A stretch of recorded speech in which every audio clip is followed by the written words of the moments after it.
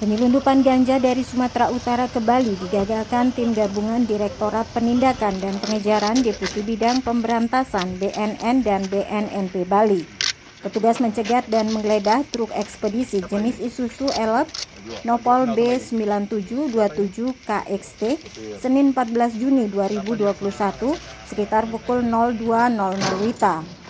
Dari dalam truk tersebut, petugas mengamankan 5 karung pakaian bekas yang berisi puluhan paket ganja dengan berat 44 kg yang ditaksir seharga Rp1,5 miliar. Kepala BNNP Bali Brigjen Dede Sugianyar Dwi Putra mengatakan, awalnya petugas mengamankan seorang bandar bernama GW di wilayah Pesanggaran, Banyuwangi, Jawa Timur, Sabtu 12 Juni 2021 dini hari.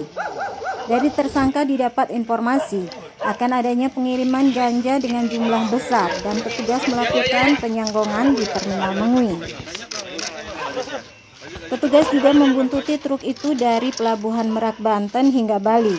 Sesampainya di Terminal Mengui, truk yang dikemudikan Manihar Hasibuan 30 tahun digeledah dengan melibatkan anjing K9. Jadi rekan-rekan, malam ini kami dari BNN Provinsi Bali bekerja sama dengan Direktorat Dakjar BNN Republik Indonesia untuk melakukan kegiatan pengungkapan jaringan narkotika jenis ganja yang kita saksikan bersama.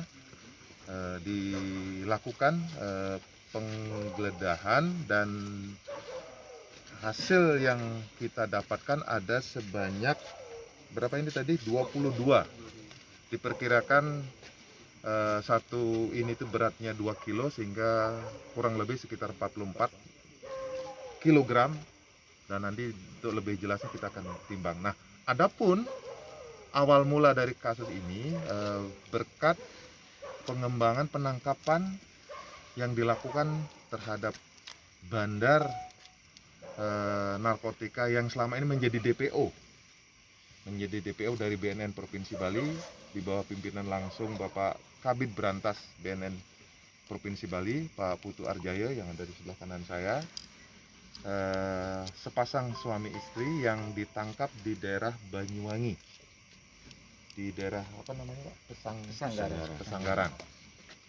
Nah, selama ini dari hasil pemeriksaan ataupun dari hasil BAP ataupun kasus yang sudah terselesaikan, sudah disidangkan, yang bersangkutan merupakan DPO dari beberapa kasus dan diindikasikan memang ini salah satu pemasok besar untuk ganja yang ke Bali.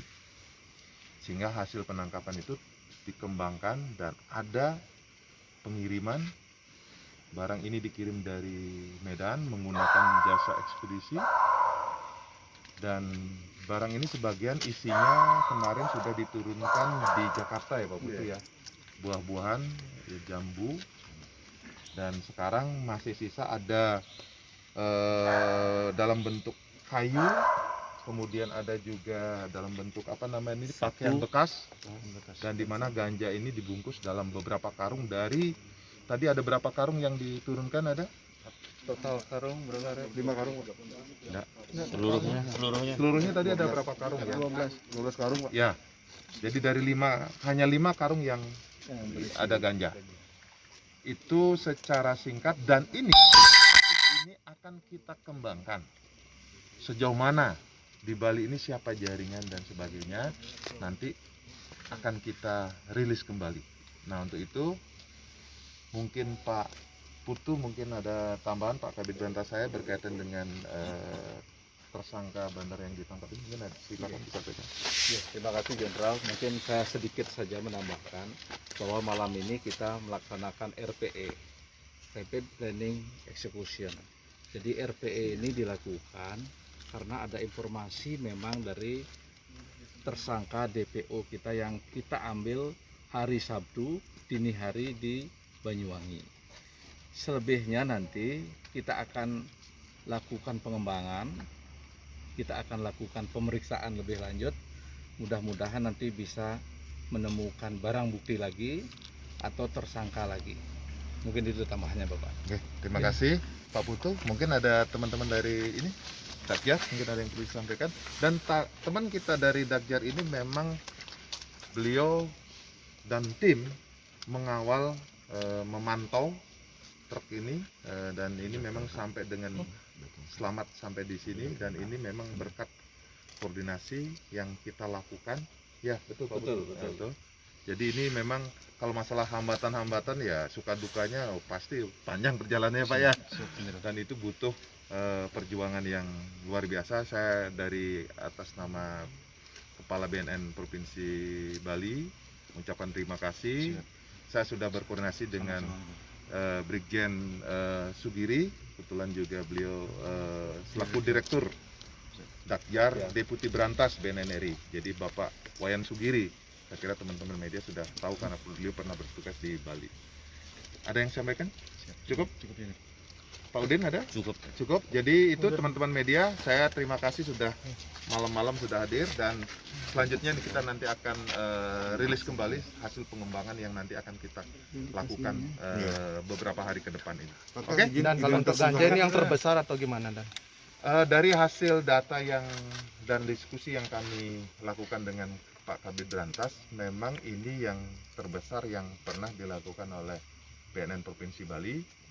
Saya nggak tahu untuk yang Polda lain dan sebagainya. Iya, mungkin datanya di sana. Ya, datanya nanti kita. Tapi yang jelas ini untuk yang BNN yang terbesar ini. Dan mudah-mudahan tentunya bisa saya sampaikan bahwa dari data yang ada di kami di BNN Provinsi Bali, bahwa kasus narkotika terutama pengungkapan kasus ganja indikasinya mengalami peningkatan di era pandemi ini.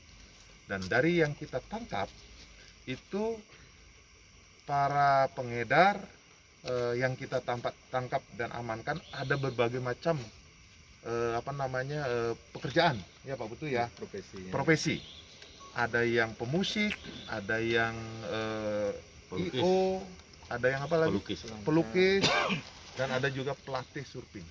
Nah, ini mengindikasikan mereka selama ini kalau ketergantungannya, kecanduannya bisa dipenuhi ketika dia masih bekerja, tapi ketika pandemi mereka sudah tidak bekerja sehingga ketergantungannya, kecanduannya itu dilakukan sambil nyambi menjadi pengedar.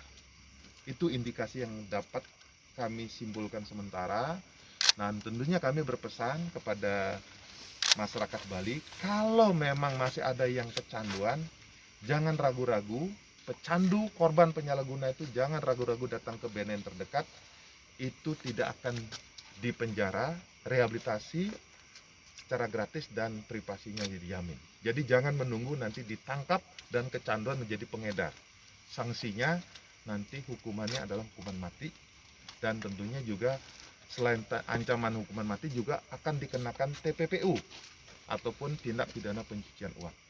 Oke, cukup? Panjang?